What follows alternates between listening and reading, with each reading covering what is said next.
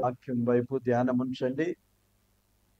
మనము ధ్యానిస్తూ ఉన్న అంశానికి మళ్ళీ మనం వెళ్దాము. గతసారి సంఖ్యాకాండం 20వ అధ్యాయం నుండి మనం చదువుకున్నాము. కొంత ధ్యానించి మరొకసారి ధ్యానం చేద్దామని విడిచిపెట్టాం. 20వ అధ్యాయం నుండి మనం చదువుకుందాము. 6వ వచనం నుండి చదువుతాను నేను. 6వ వచనం నుండి. అప్పుడు మోషే అహరోనులు సమాజము ఎదుట నుండి ప్రత్యక్షపు గుడారం యొక్క ద్వారములోనికి వెళ్ళి సాగిలపడగా యెహోవా మహిమ వారికి కనబడెను. అంతటా యెహోవా మోషేకు ఇలాగున సెలవిచ్చెను, నీవు నీ కర్రను తీసుకొని నీవును నీ సహోదరుడైన అహరోనును ఈ సమాజమును పోగు చేసి వారి కన్నుల ఎదుట ఆ బండతో మాట్లాడుము, అది నీళ్ళనిచ్చును. నీవు వారి కొరకు నీళ్లను బండలో నుండి రప్పించి సమాజమునకును వారి పశువులకును త్రాగుటకిమ్ము. యెహోవా అతనికి ఆజ్ఞాపించినట్లు మోషే ఆయన సన్నిధి నుండి ఆ కర్రను తీసుకొని పోయెను. తరువాత మోషే అహరోనులు ఆ బండ ఎదుట సమాజమును పోగు చేసినప్పుడు అతడు వారితో, ద్రోహులారా వినుడి, మేము ఈ బండలో నుండి మీ కొరకు నీళ్లు రప్పింపవలెనా అనెను. అప్పుడు మోషే తన చెయ్యి ఎత్తి 2 మారులు తన కర్రతో ఆ బండను కొట్టగా నీళ్లు సమృద్ధిగా ప్రవహించెను. సమాజమును పశువులను త్రాగెను. అప్పుడు యెహోవా మోషే అహరోనులతో, మీరు ఇశ్రాయేలీయుల కన్నుల ఎదుట నా పరిశుద్ధతను సన్మానించున్నట్లు నన్ను నమ్ముకొనకపోతిరి గనుక ఈ సమాజమును నేను వారికిచ్చిన దేశములోనికి మీరు తోడుకొని పోరని చెప్పెను. అవి మెరీబా జలమనబడెను. ఎలయనగా ఇశ్రాయేలీయులు యెహోవాతో వాదించినప్పుడు ఆయన వారి మధ్యను తన్ను పరిశుద్ధపరుచుకొనెను. దేవుడి మాటలు దీవించుగాక. ఆమేన్. ప్రార్థన చేసుకుందాం. పరిశుద్ధుడవైన తండ్రి, ఈ మధ్యాహ్న కాల సమయం మీ సన్నిధిలో మేమింకా మీ కృప కొరకు కనిపెట్టుకొని మీ మాటలు వినాలని నిలిచి ఉండగా ఈ వాక్య భాగాన్ని మాకు వినిపించినందుకు స్తోత్రాలు చెల్లిస్తున్నా. పిల్లలున్నారు ప్రభువా, అల్లరి జరగకుండా కాపాడండి. అపవాది శోధించేవాడుగా, మీ వాక్యము విననీయకుండా ఆటంకపరిచేవాడు కూడా మాతో ఉన్నాడు. మీ పరిశుద్ధాత్మ కాపుదల మాకు అనుగ్రహించండి. మీ మాటలు మేము చక్కగా వినగలుగుటకు, ధ్యానించుటకు ఆత్మ సహాయము మాకు అనుగ్రహించమని ప్రార్థిస్తున్నాం. నిలిచిన నన్ను మీరు బలపరచండి. మీ నోటికి బూరగా మాత్రమే నన్ను వాడుకొనండి. మీ మాటలే మాకందరికి వినిపించండి. మహిమ, ఘనత, ప్రభావములు మీకే చెల్లిస్తూ యేసుక్రీస్తు నామమున కృతజ్ఞతతో ప్రార్థిస్తున్నాము తండ్రి. ఆమేన్. మంచిది ప్రియులారా, మనము ఈ వాక్య భాగాన్ని చదివినప్పుడు ఇశ్రాయేళ్లకు మళ్ళీ ఒక సమస్య ఏర్పడింది. అది కొత్త సమస్య ఏం కాదు, పాత సమస్యనే. ఇంతకు ముందు కూడా వాళ్ళకు నీళ్లు లేవు. నిర్గమాకాండం 17వ అధ్యాయములో అప్పుడు వారు నీళ్లను గూర్చి సనుగుతూ ఉండగా దేవుడు వారి మొర విన్నాడు, వారి సనుగు విన్నాడు, సహించాడు, వారి అవసరత తీర్చాడు, బండిలో నుండి నీటిని రప్పించాడు. మహా గొప్ప అద్భుతాన్ని వారు చూశారు అక్కడ. ఇప్పుడు అదే సమస్య మళ్ళీ వచ్చేసింది సమాజంలో. ఇప్పుడు మళ్ళీ ఏం చేస్తున్నారు? మోషే అహరోన్లకు విరోధముగా పోగయ్యారు. మోషే అహరోన్లకు విరోధంగా మీరు నా ధ్యానం అంతటి మీరు ఏం డిస్టర్బ్ చేయొద్దు. నీకేమైనా డిస్టర్బ్ చేయాలనుకుంటే బయటకు వెళ్ళిపోవచ్చు. సారికి నేను మిమ్మల్ని గద్దించడం, మీకు బాధ కలిగించడం కూడా బాగుండదు.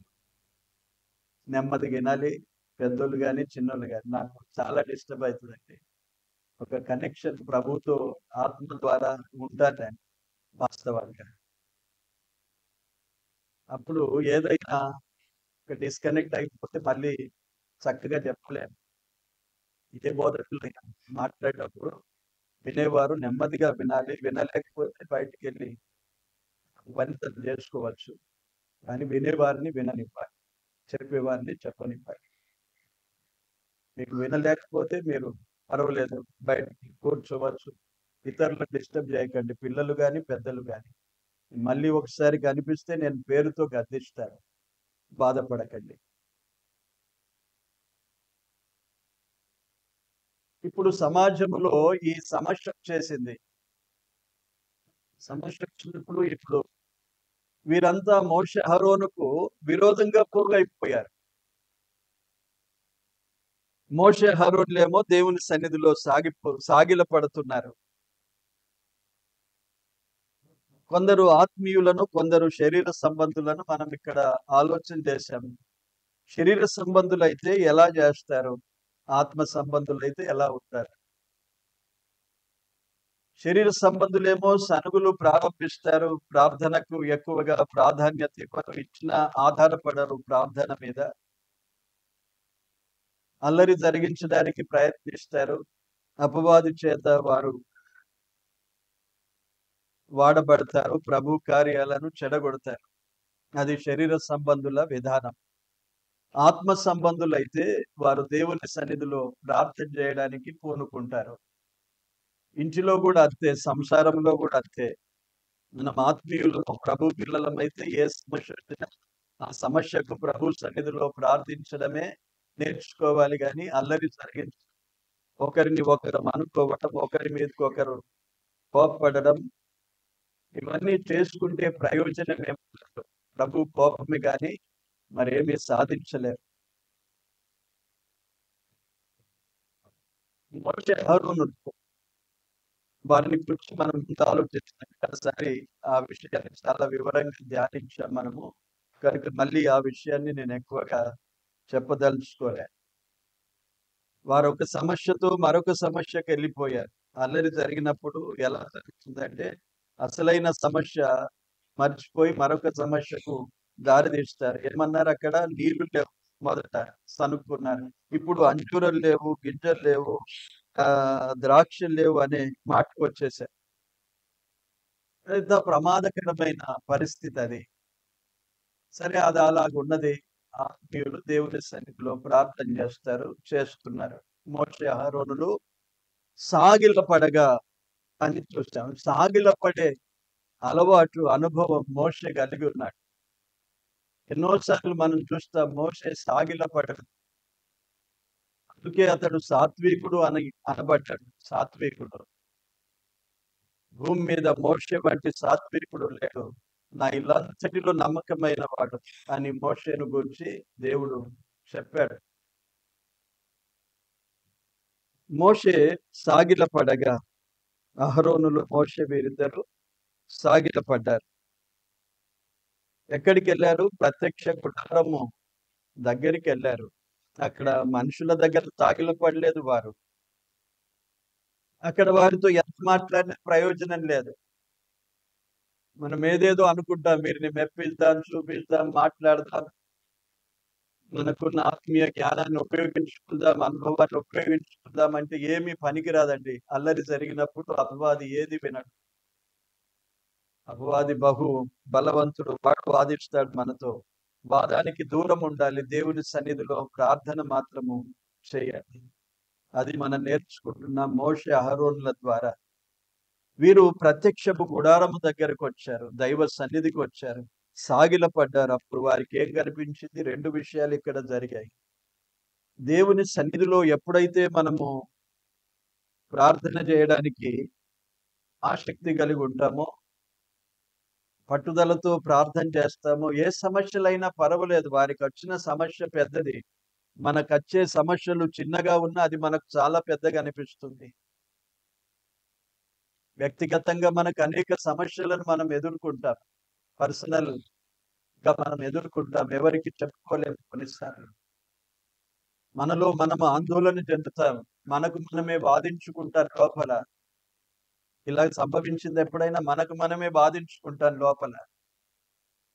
కొన్నిసార్లు కుటుంబంలో జరుగుతాయి అలా.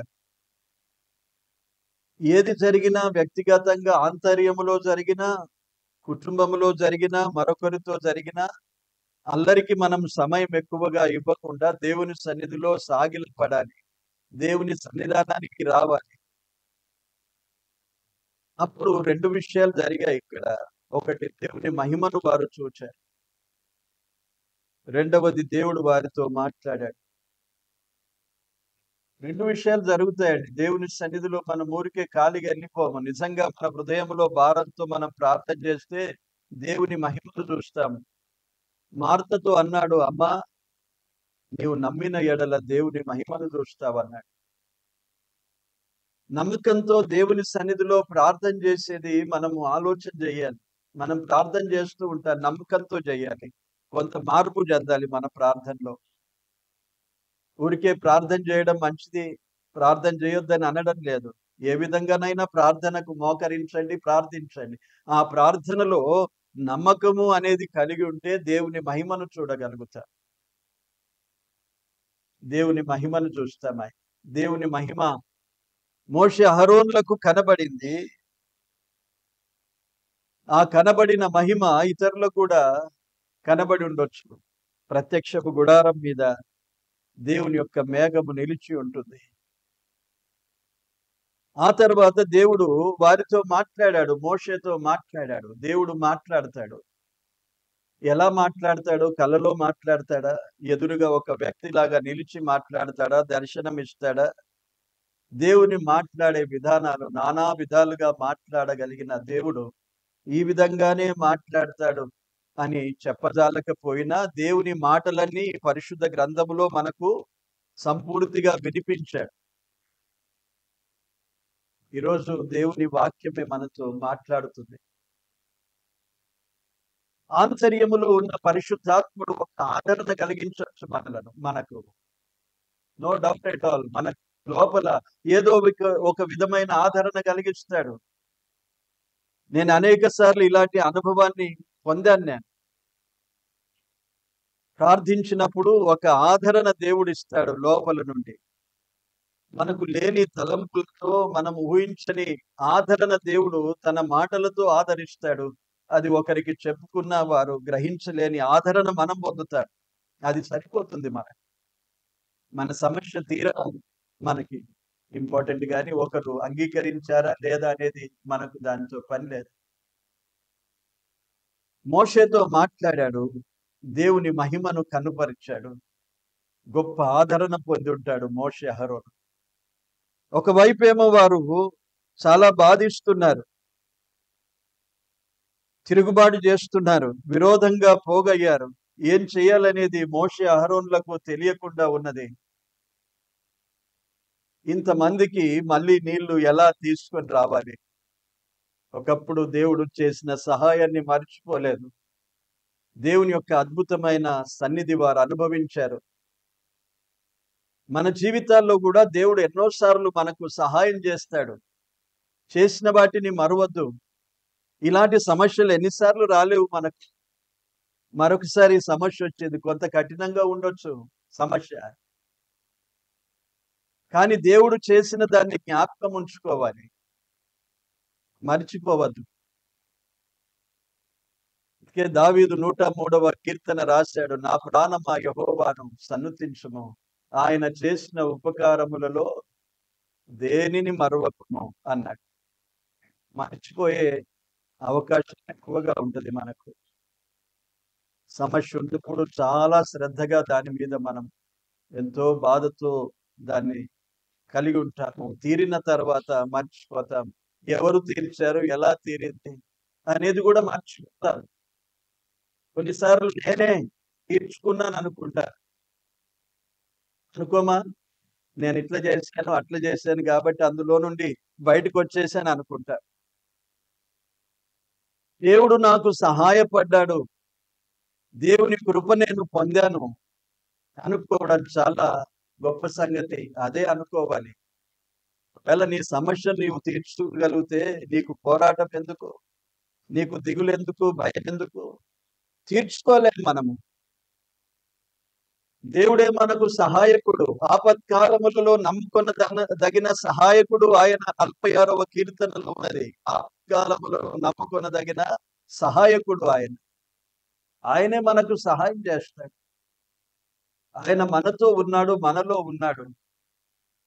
ఈ సంగతి మనం ఎప్పుడు మర్చిపోకుండా దేవుని సన్నిధిని కలిగి ఆదరణ పొందాలి. మోషే అహరోనులకు గొప్ప ఆదరణ కలిగింది దేవుడు మాట్లాడగానే. దేవుడు ఏమని మాట్లాడాడు చూడండి. ఆత్మీయ జీవితంలో మనం చాలా శ్రద్ధగా దేవుని మాటలను వినాలి.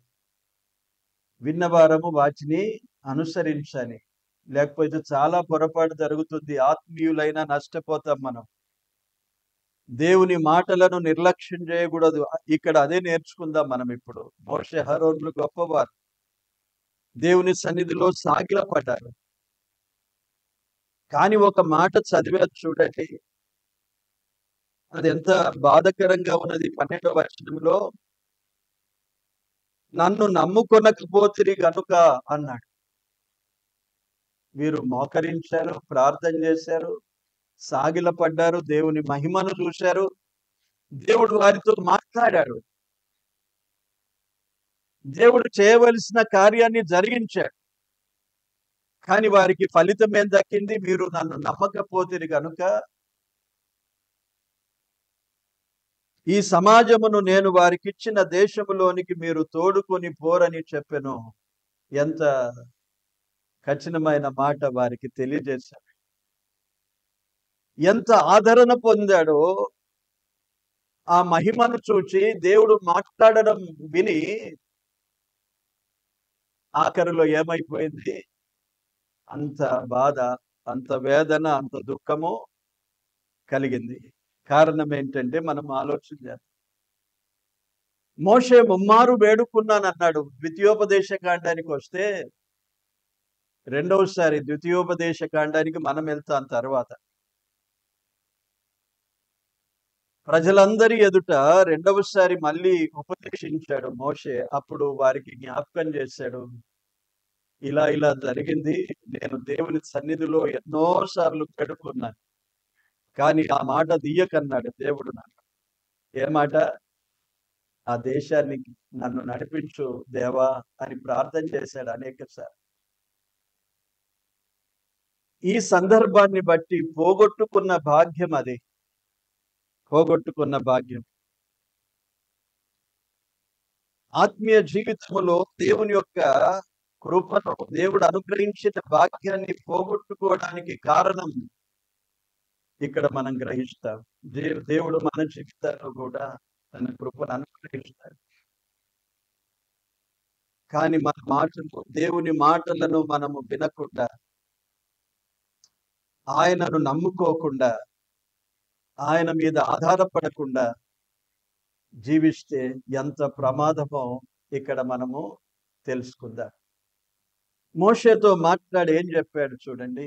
నీవు కర్రను తీసుకోమన్నాడు. నీ సహోదరుడైన అహరోనును ఈ సమాజమును పోగు చేయండి. వారి కన్నుల ఎదుట ఏం చేయమన్నాడు? వారు చూచుచుండగా వారందరినీ సమాజముగా పోగు చేయండి.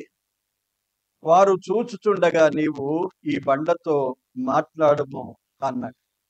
అదే కదా చెప్పింది. అదేం చేస్తుంది? బండతో మాట్లాడినప్పుడు నీళ్ళు ఇస్తుంది.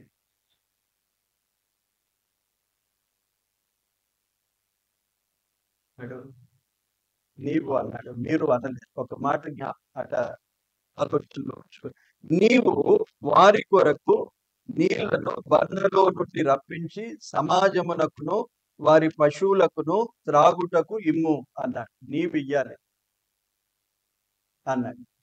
ఇది దేవుడు మాట్లాడి చెప్పిన మాట. కర్రను తీసుకోమన్నాడు. నీ సహోదరుడైన అహరోను నీవు కలిసి సమాజమునంతటిని పోగు చేయండి అన్నట్టు. పోగు చేసిన తర్వాత నీవు వాళ్ళతో మాట్లాడము అన్నాడు. మాట్లాడితే అది నీళ్లు ఇస్తుంది. నీవు ఈ సర్వ సమాజానికి త్రాగుటకు నీళ్లు ఇమ్మన్నాడు.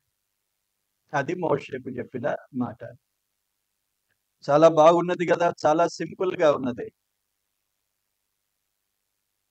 దేవుని మాటలు చాలా బాగుంటాయి, సులువుగా ఉంటాయి వినడానికి.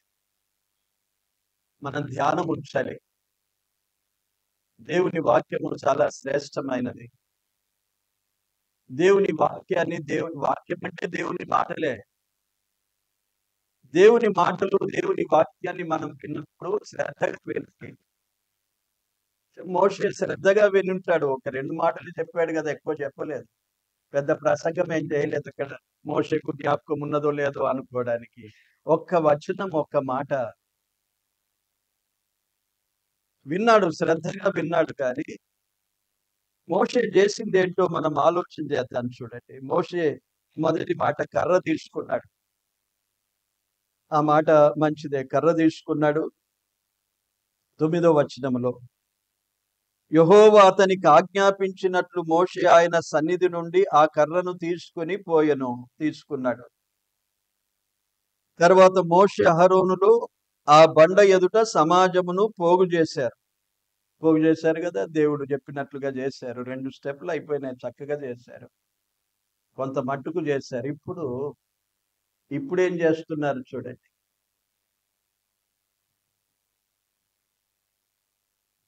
అతడు వారితో ద్రోహులారా వినుడి అన్నాడు. 2 మాటలు అయిపోయాయి. కర్ర తీసుకోమన్నాడు, సమాజమునంతా పోగు చేయమన్నాడు. ఇప్పుడు ఎవరితో మాట్లాడమన్నాడు చెప్పండి? సమాజంతో మాట్లాడమన్నాడా? బండతో మాట్లాడమన్నాడు. మోషే సమాజంతో మాట్లాడుతున్నాడు. ద్రోహులారా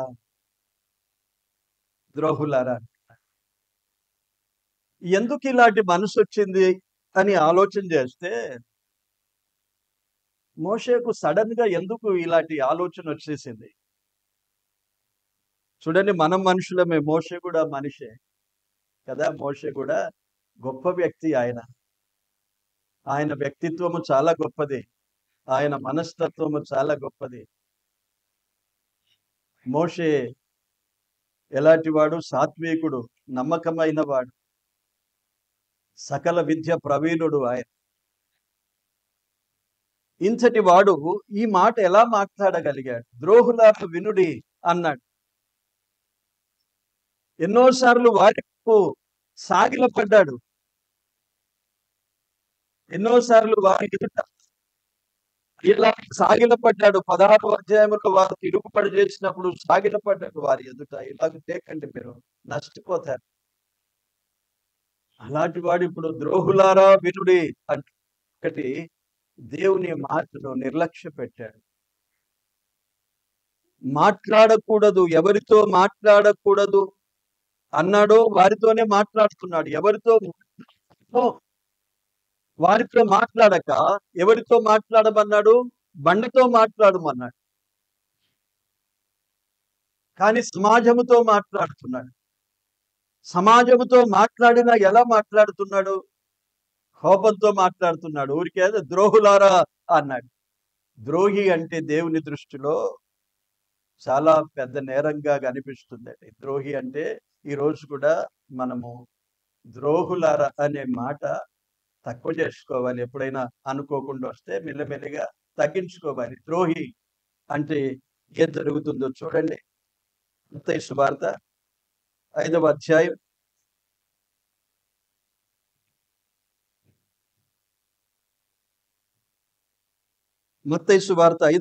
22వ వచనంలో, నేను మీతో చెప్పునదేమనగా తన సహోదరుని మీద కోపపడు ప్రతివాడు విమర్శకు లోనగును, తన సహోదరుని చూచి వ్యర్థుడా అని చెప్పువాడు మహాసభకు లోనగును, ద్రోహి అని చెప్పువాడు, చెప్పండి ఆ ముందటి చదండి, ద్రోహి అని చెప్పువాడు నరకాగ్నికి లోనగును అన్నాడు.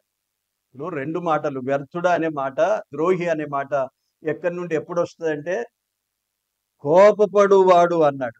అంటే కోపములో ఉన్నప్పుడు వచ్చే పదాలు వ్యర్థుడా అంటారు. అది నేను తిట్టలేను అంటాం మనం. వ్యర్థుడా అంటే తిట్టు, అది తిట్టు కాదు కదా. నేను తిట్టలేను, వ్యర్థుడా అన్నాను అంటాం. ద్రోహి అంటాం, అది తిట్టు కాదు, మన మన దృష్టిలో అది తిట్టు కాదు, బూతు మాట ఏం కాదు కదా. పర్వాలేదు, కోపం వచ్చినప్పుడు ఎట్లా అనుకోవాలి కోపాన్ని, నేను వ్యర్థుడా, అరే వ్యర్థుడవురా నువ్వు అంట. ఎన్నిసార్లు అనలేం మనం.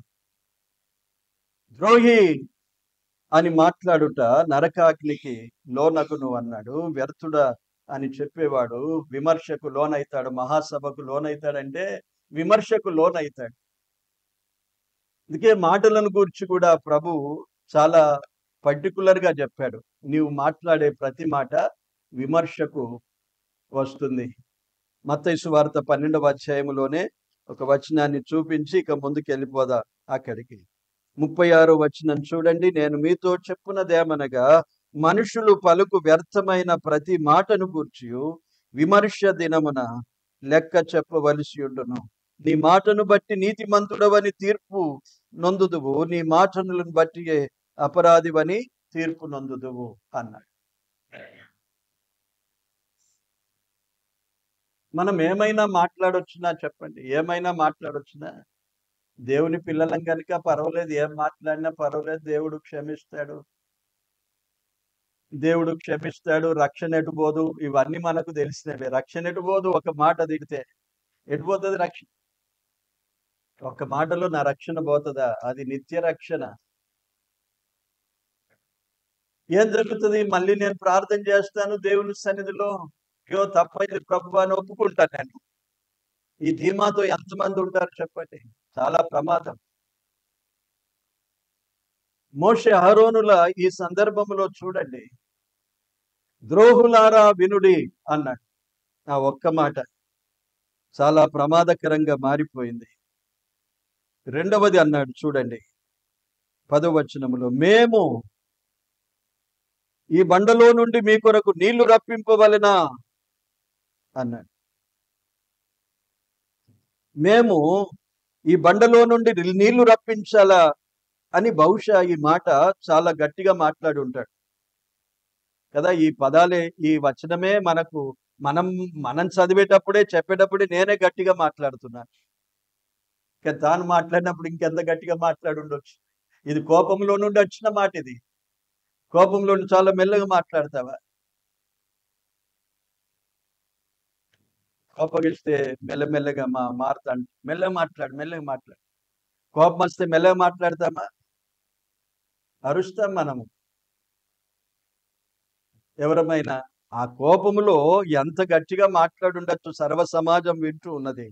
ద్రోహులారా వినుడి, మేము అన్నాడు. మోషేలో ఒక్క క్షణము నేను అనుకుంటాను, చూడండి, ఆ బండ నీళ్ళనిచ్చును అని రాశాడు, ఫుల్ స్టాప్ ఉన్నది అక్కడ, ఆడికి ఆగిపోతే దేవుడు ఇంకొక మాట అతని చెవిలో వేశాడు. ఏంటంటే, నీవు వారి కొరకు నీళ్లను బండలో నుండి రప్పించి సమాజమునకును వారి పశువులకును త్రాగుటకిమ్ము అన్నాడు. నీవు ఇయ్యాలన్నాడు. అంటే దేవుడు నాకు ఈ అధికారం ఇచ్చాడు. ఈ అధికారాన్ని ఎట్లా ఉపయోగించుకుంటున్నాడు చూడండి. అది నాకు ఇచ్చాడు, నేను ఇస్తాను నీళ్లు మీకు. దేవుడిచ్చేవాడు కాదనే మాట, దేవుడిస్తాడు అనే మాట అక్కడ ప్రకటించలేదు. అంటే కోపంలో ఏమన్నా నేను చేస్తాను అంటాం మనం. నేను చేస్తాను, నీకేం తెలుసు, నేను చేస్తాను, నేను చెప్తాను. నేను అనే మాట, దేవునికి మహిమ లేదు అక్కడ. దేవుడు ఆధిక్యతలనిచ్చాడు మనకు. ఆ దేవుని కృప వలననే పొందాం మనము. దేవుని మాట చొప్పున మోషే చేస్తాడు కానీ, మోషేలో ఉన్నదా? మోషేలో ఒకవేళ ఆ శక్తి ఉంటే ఎందుకు దేవుని ఎదుట సాగిలపడ్డాడు?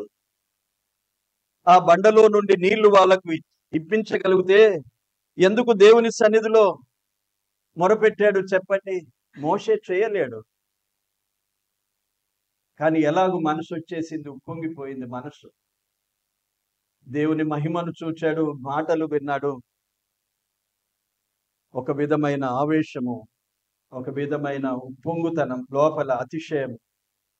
సో ఎంతటి వారైనా జాగ్రత్తగా ఉండాలి.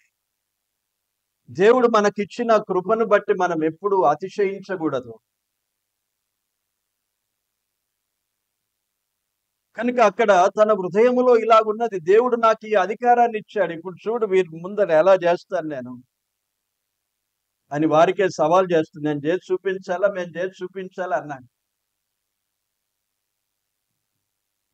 అలాంటి మనస్తత్వముతో మనుషులు వారి మీద కోపం ఉండింది. వారెంత తిరుగుబాటు చేశారో తెలియదు. ఎంత సాత్వికుడో అంత చిన్న విషయంలో ఆ సమయంలో ఒక పొరపాటు జరిగింది. కోపపడ్డాడు. ద్రోహులారా అని పిలిచాడు. మేము నీళ్లు రప్పించాలా అన్నాడు. దేవుడు మనకు నీళ్లు ఇస్తాడు అని చెప్పలేదు. అసలు మొదట చేసిన తప్పు వారితో మాట్లాడద్దు అన్నాడు. మాట్లాడాడు. చాలా జాగ్రత్తగా ఉండాలి మనం. ఎవరితో మాట్లాడాలి, ఎప్పుడు మాట్లాడాలి, ఎందుకు మాట్లాడాలి. నోరుంది కదా అని ఎప్పుడు ఎవరితోనైనా ఎట్లయినా ఏదైనా మాట్లాడితే ప్రమాదాలు చుట్టుకుంటాయి మనలను. ఏమైతుందంటే ప్రమాదాలు వస్తాయి. అల్లరి పాలైతాం, సమస్యల పాలైతాం, అపహాస్యాల పాలైతాం. అబ్బా అందరితో మాట్లాడతారు, ఇల్లు అందరితో మాట్లాడుతుంది, ఎంత మంచిది, బాగా మంచిది అనిపించుకునే ఒక వరుస అయితే అవే మాటలు కొన్నిసార్లు ఏం మాట్లాడుతుంది, ఎంతసేపు మాట్లాడుతుంది అనే దానికి దారి తీస్తుందండి. ఎవరమైనా సరే అవసరమును బట్టి మాట్లాడేది నేర్చుకోవాలి. ఎవరితో మాట్లాడాలనేది నేర్చుకోవాలి. ప్రజలతో మాట్లాడని అవసరం లేదు. అది మొట్టమొదట మోషే చేసిన ఒక పొరపాటు. రెండవది, కోపమును తన హృదయములో కలిగి సహోదరులారా అని పిలిచే బదులు ద్రోహులారా అని పిలిచాడు. రెండవ తప్పు చేశాడు. మూడవ తప్పు మళ్ళీ ఏం చేశాడంటే, తన హృదయములో ఏమనుకున్నాడు, నేను చేసి చూపిస్తాను వీళ్ళకి అనుకున్నాడు. దేవుడిచ్చిన మాటను మరిచిపోయాడు. దేవుడు ఈ కార్యాన్ని జరిగిస్తాడు అనే విషయాన్ని వారికి ప్రకటించక నేను చేస్తాను. ఈరోజు చాలా మంది సేవకులు నేను చేస్తానని చెప్తారు. మోసపోవద్దు. నేను చేస్తాను, అద్భుతాలు చేస్తాను, దేవుడు నాకు ఇచ్చాడు ఆ వరం అంటారు.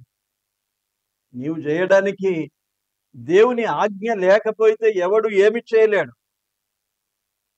ఇలా మోషేకు దేవుడు ఆజ్ఞాపించకపోతే ఈ పని జరుగున అక్కడ. దేవుడు సెలవిచ్చాడు కాబట్టి జరిగింది ఆ కార్యము. దేవుడు సెలవిచ్చినది ఎప్పుడు ఆపేయడు. మాటిచ్చి మారిపోయేవాడు కాదు. మనుషుడు మోషే మారిపోయినా దేవుడు మారలేదు అక్కడ. ఆ దేవునిలో ఉన్న గొప్పతనం అది. ఇప్పుడు మరొక సంగతి ఏం చేశాడు చూడండి. అప్పుడు ఇంకా ఏం చేస్తున్నాడు, మోషే తన చెయ్యి ఎత్తి 2 మారులు తన కర్రతో ఆ బండను కొట్టగా నీళ్లు సమృద్ధిగా ప్రవహించెను అన్నాడు. నీవు అని చెప్పాడు, కానీ మేము అన్నాడు. అహరోన్ను కూడా కలిపేసుకున్నాడు అందులో. అహరోన్ను కూడా కలుపుకొని మేము నీళ్లు రప్పించాలా అని సవాల్ చేసి కోపంగా మాట్లాడాడు. కోపంగా మాట్లాడిన వాడు ఆగిపోయాడు అక్కడ. ఆగిపోలేదు. ఇంకా కోపము రగులుకుంటున్నది తన హృదయములో. కోపం ఎప్పుడు తగ్గిపోతుందంటే ఎప్పటి వరకు మనం నష్టపోమో అప్పటిదాకా కోపం ఉంటుంది. కోపం చాలా భయంకరమైనది. తగ్గించుకోవడానికి ప్రయాసపడాలి. నీవు గాని నేను గాని అందరము కోపానికి బానిసలంగానే ఉన్నవారు. కోపము లేదనేవారు చాలా తక్కువ, ఎవరో దేవుని కృప పొందిన వారు. కానీ కోపము ఎంతటికి దారి తీస్తుంది అంటే, ఒక తప్పు అయింది, 2 తప్పులైనాయి, 3 తప్పులయ్యాయి, ఏమి తగ్గలేదు. ఇంకా ఇప్పుడు చెయ్యి ఎత్తాడు. ఆ బండతో మాట్లాడమని చెప్పిన ప్రభు మాటను మర్చిపోయాడు. కోపంలో అన్ని మర్చిపోతాం. ఎవరైనా జ్ఞాపకం చేయపో ఉండని అట్లా దేవుడు చెప్పిన మాట చెప్పని ఏమైతుంది? నా కోపం ముందు తీర్చుకోవాలి. అపవాది స్వాధీనములోనికి వెళ్తాం మనం. అప్పుడు ఎవరు మనలను కాపాడలేరు. అలాంటి స్థితికి వెళ్ళిపోతాం భయంకరంగా. మోషే చెయ్యి ఎత్తాడు, ఒకసారి కొట్టాడు. ఒకసారి కొట్టినప్పుడన్నా గ్రహించండి కదా, ఇంతకు ముందు ఒకసారి కొడితే నీళ్ళు వచ్చినాయి, రాలేవా? ఒకసారి కొట్టాడు, 2 సార్లు చెప్పండి ఇంతకు ముందు. నిర్గమాకాండం 17వ అధ్యాయములో దేవుడు అలా చెప్పాడు. ఆ బండ ఎదుట నేను నిలుస్తాను, నీవు ఆ బండను కొట్టుమన్నాడు. ఆ బండను కొట్టుమన్నాడు. అలాగూ చేశాడు. వారికి సమృద్ధిగా నీళ్ళు వచ్చాయి. ఇప్పుడు మళ్ళీ ఆ బండను చెయ్యి ఎత్తి కొట్టాడు. ఒకసారి కొట్టగా నీళ్లు రాలేదు. అదే కోపంతో మళ్ళా రెండోసారి వేసాడు. ఇప్పుడు నీళ్లు వచ్చేసాయి. ఎందుకు వచ్చాయి చెప్పు. మనం అనుకోవచ్చు, దేవుడు ఎందుకు అతన్ని శిక్షించాలంటే ఈ నీళ్లు రాకుండా చేయొచ్చు కదా అనుకోవచ్చు ఒక మాట మన కోపత్వం. అని దేవుడు సెలవిచ్చెను అని ఉన్నది. దేవుడు సెలవిచ్చెను. దేవుని యొక్క ఉద్దేశం ప్రజలందరికీ నీళ్లను ఆ బండలో నుండి ప్రవహించాలి. ఆ బండ నీకు నీళ్ళు ఇస్తుంది, దేవుని మాట నెరవేరుతుంది. కానీ దేవుని పక్షాన నిలిచి ఆ పని చేయవలసిన వాడు తప్పు చేసినా, దేవుని మాటను నిర్లక్ష్య పెట్టినా, దేవుని మాట తప్పకుండా దేవుడు దాన్ని నెరవేర్చాడు. మోషే పొరపాటు చేసిన దేవుడు మాట తప్పలేదు, బండలో నుండి నీళ్ళిచ్చాడు. మోషే చేసిన పొరపాట్లు ఇవి. 2 సార్లు కర్రతో కొట్టాడు. కర్రను దేనికి ఉపయోగించుకున్నాడు చూడండి. కర్ర తీసుకొని పొమ్మన్నాడు అంతే. ఈ కర్రను ఇప్పుడు బండ మీద కొట్టడానికి ఉపయోగించదు. ఒకసారి చెప్పాడు, అయిపోయింది. ఇప్పుడు రెండోసారి మాట్లాడమన్నాడు, మాట్లాడలేదు. ఈ పొరపాటు అంతా మనం చూస్తే మనకి ఎలా అనిపిస్తుంది చెప్పండి? చిన్న పొరపాటు కదా పాపం, మోషేను క్షమించుంటే మంచిదే కదా. ఎంత పెద్ద పని చేశాడు, ఎంత భారం భరిస్తున్నాడు మోషే. ఈ ఒక్క మాటకే ఇంత పెద్ద మాట నా దేవుడు. మరెన్నటికి నీవు అక్కడ ఆ సమాజం చేత నువ్వు వారిని ఆ దేశంకి తోడుకొని పోరు. ఎందుకన్నాడో చూడండి. అక్కడ ఒక మాట, నా పరిశుద్ధతను మీరు సన్మానించలేదు. వారు చేసిన ఈ పొరపాట్లన్నిటిలో వారు చేసిన పని దేవునికి విరోధంగా ఏంటంటే దేవుని పరిశుద్ధతను వారు గౌరవించలేదు. దేవుని పరిశుద్ధతను గౌరవించలేదు. దేవుని మీద నమ్మకము చూపలేదు. అది చాలా పెద్ద పొరపాటు. మన జీవితాల్లో కూడా మనం ఆలోచన చేస్తూ ఉండాలి. దేవుని మీద నమ్మకాన్ని విడిచిపెట్టొద్దు. ఆయన పరిశుద్ధతను ఎప్పుడు గౌరవించాలి. ఆయన సన్నిధిని గౌరవించాలి. ఆయన ఎన్నటెన్నటికి పరిశుద్ధుడే. ఆయన పరిశుద్ధతను సన్మానించలేదు, ఆయనను నమ్ముకొనలేదు. మోషే తన ఇష్టానుసారంగా జరిగించాడు. 2 సార్లు కొట్టాడు. ఇందులో మరొక ఆత్మీయ భావం ఏంటంటే, బండ మన ప్రభువైన యేసుక్రీస్తే. బండ మన ప్రభువైన యేసుక్రీస్తే అని అపోస్తలుడైన పౌలు కొరింథీయులకు రాసిన మొదటి పత్రిక 10వ అధ్యాయంలో రాశాడు. ఆ బండ క్రీస్తే. యేసుక్రీస్తు ప్రభు ఒకేసారి కొట్టబడాలి, సిలువలో మరణించాలి. అది దేవుని ఏర్పాటు. కానీ రెండోసారి మళ్ళీ ఆయన సిలువ వేయబడకూడదు. నీవు నేను మళ్ళీ ఆయనను రెండవసారి సిలువ వేయకూడదు. ఒకేసారి దైవ చిత్రానుసారంగా మనందరి కొరకు దేవుని అనుమతించి సిలువ వేయడానికి అప్పగించాడు. సిలువ వేయబడ్డాడు, మరణించాడు, సమాధి చేయబడ్డాడు, పునరుత్థానుడై తిరిగి లేచాడు. సమృద్ధి జీవాన్ని మనకిచ్చాడు, నిత్య జీవమునిచ్చాడు, నిత్య రక్షణను మనకు అనుగ్రహించాడు. ఇప్పుడు మళ్ళీ మనకేదైనా సమస్య ఉంటే మళ్ళీ సిలువ వేయకూడదు. ఆయన మళ్ళీ ఏదైనా పొరపాటు చేసామనుకోండి, తప్పు చేసామనుకోనండి, మళ్ళీ ఒకసారి ప్రభువును సిలువ వేద్దామా? ఎపిసోడ్లకు రాసిన పత్రికలో ఒక వచనాన్ని చదువుతారు. 6వ అధ్యాయం.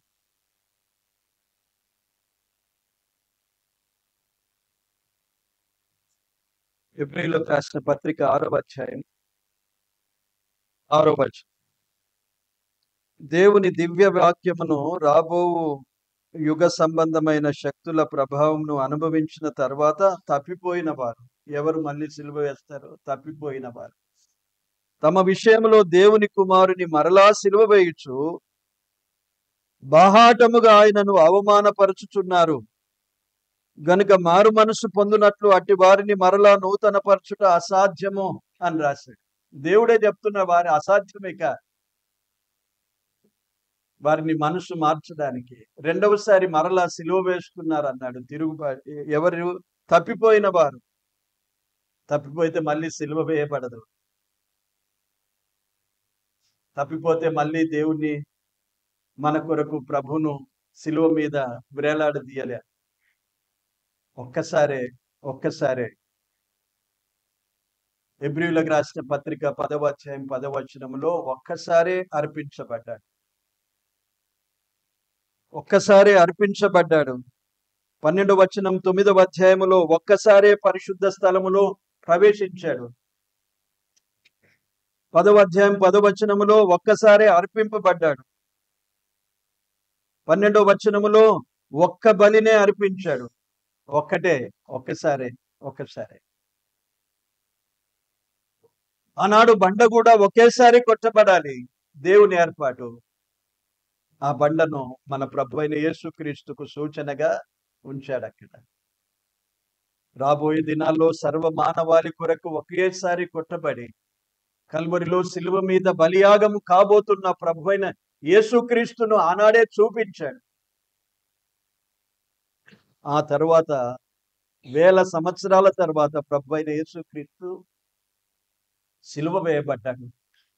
మళ్ళీ రెండవసారి కొట్టకూడదు, మాట్లాడాలి. మనం సిలువ వేయబడిన ప్రభువుతో మనం మాట్లాడాలి.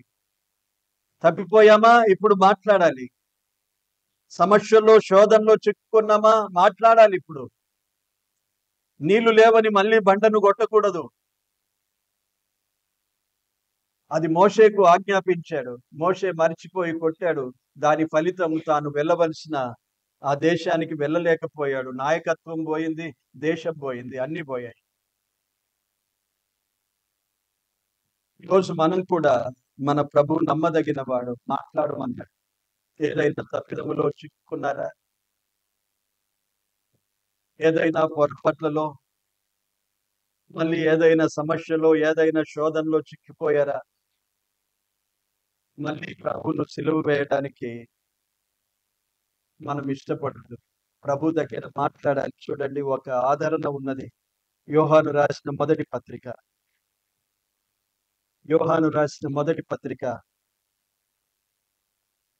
1వ అధ్యాయం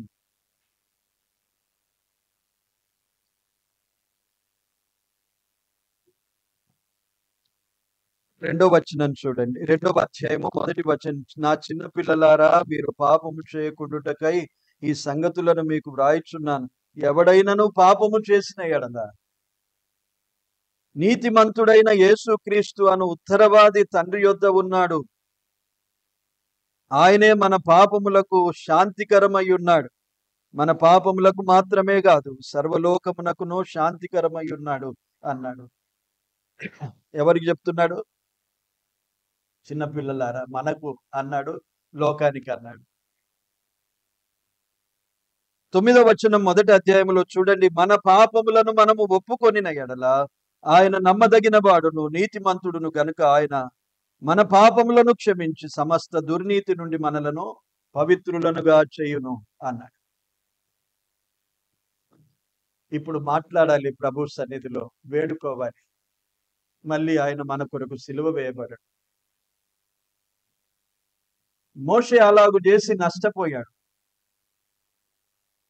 ఆయన పరిశుద్ధతను సన్మానించలేవు, ఆయన యందు నమ్మిక ఉంచలేదు.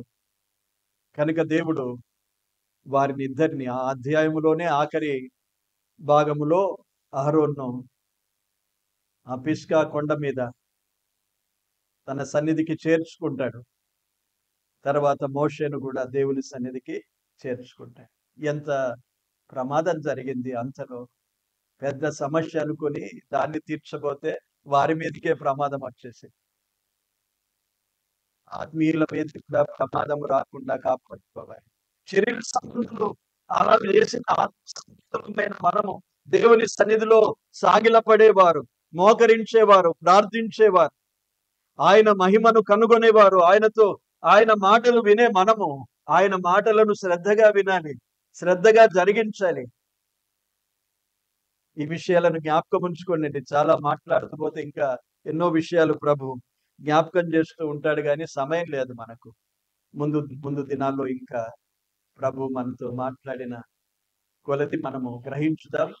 ఇంత మట్టుకు మనం గ్రహించిన విషయాలు చక్కగా మనము ఆలోచన చేసి ఆ విధంగా ముందుకు సాగిపోదాం. దేవుడు ఈ మాటలు దీవించుగాక. ఆమేన్.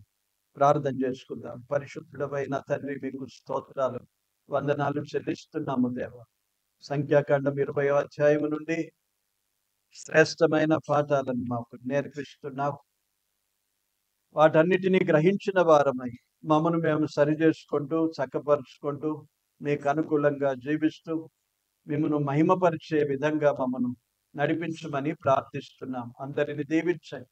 ఇప్పుడు తిరిగి వెళ్ళే ప్రయాణాలు, ప్రయాణాలు అందరికీ తోడయుండి క్షేమంగా నడిపించమని ప్రార్థిస్తున్నాము. మహిమ, ఘనత, ప్రభావములు మీకే చెల్లిస్తూ ప్రభువా, నేను కూడా వెళ్ళవలసిన ప్రయాణం తెలంగాణ తోడై ఉండండి. మీ చిత్తమైతే మరొకసారి మేమందరం పని యేసుక్రీస్తు నామమున కృతజ్ఞతతో ప్రార్థించి వేడుకుంటున్నాము తండ్రి. ఆమేన్. వందనాలు అందరికీ. స్నాక్స్